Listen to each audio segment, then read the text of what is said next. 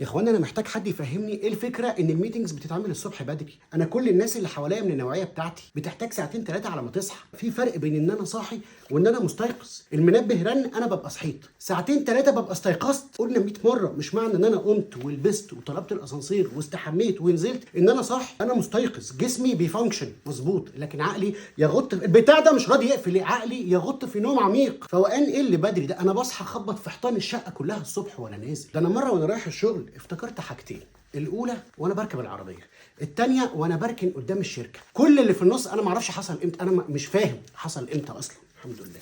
في نفس اليوم واحنا بنتغدى لقيت بنت اختي بتحكي لنا على حاجه جديده اتعلمتها في المدرسه. ايه بقى الحاجه الجديده؟ قالت لك ان الحمار طور عنده مهاره ان هو يقدر يعرف الطريق من والى شغله او بيته او وات من غير ما عقل يوديه لهناك. انا كنت باكل والدمعه نازله على خدي. ليه؟ انا بطور جوايا مهارات عند الحمار. قمت قفشت على البنت قلت لها ما تحاسبي على كلامك يا جنه.